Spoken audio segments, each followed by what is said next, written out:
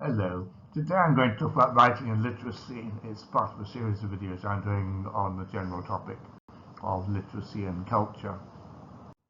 Speech is natural to all human beings unless they're physically or mentally impaired in some way. It is an innate potential and is often regarded as a defining characteristic of being human. Small children learn to speak their first language or languages largely in normal social interaction with their immediate carers and playmates rather than through formal instruction. The process is mostly unconscious and at least partly involuntary. By contrast, all systems of writing were developed or invented by people. They are a human creation and have got to be consciously learnt. Learning to write generally requires some system of formal schooling.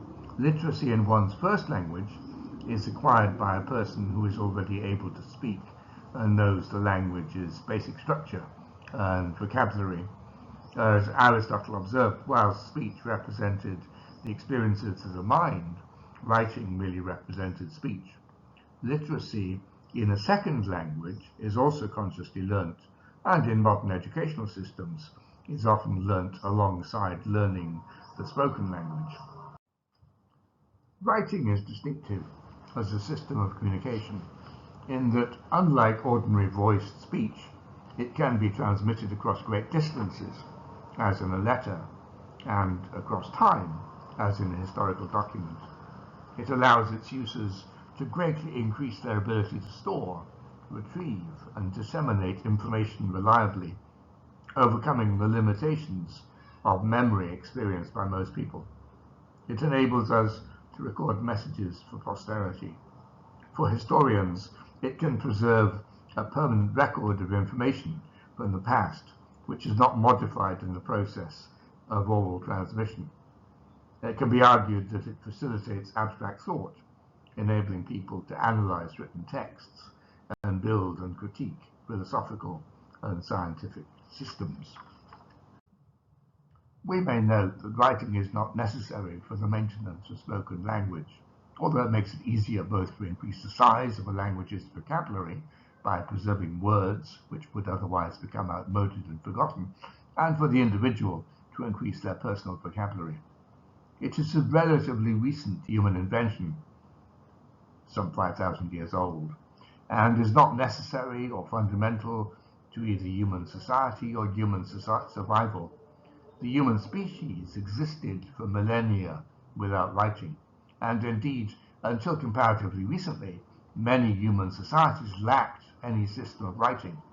It is essentially a useful addition to human existence rather than an intrinsic part of it.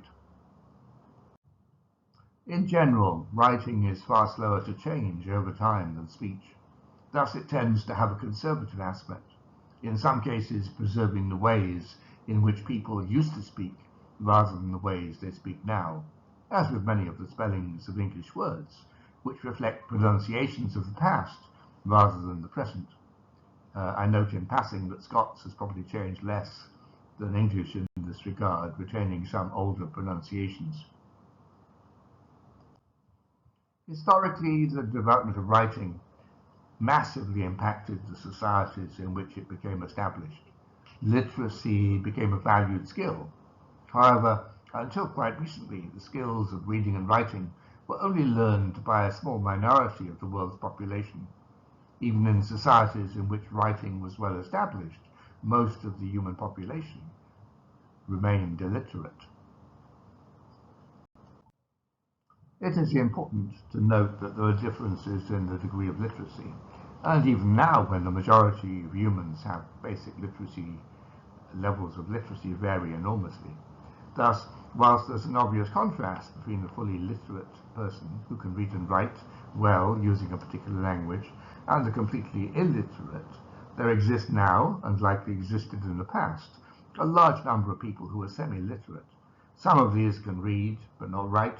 Some can read fluently, whilst others struggle to read more than a simple text. Some can write their name, but little more.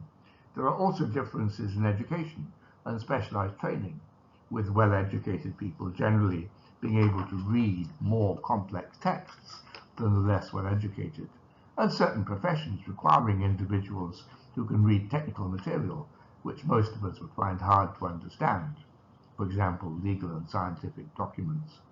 These differences are reflected in the print cultures of many societies, with some materials such as children's comics and popular newspapers being easy to read for most people, whilst other materials such as lengthy novels and self-styled serious newspapers and journals are more challenging.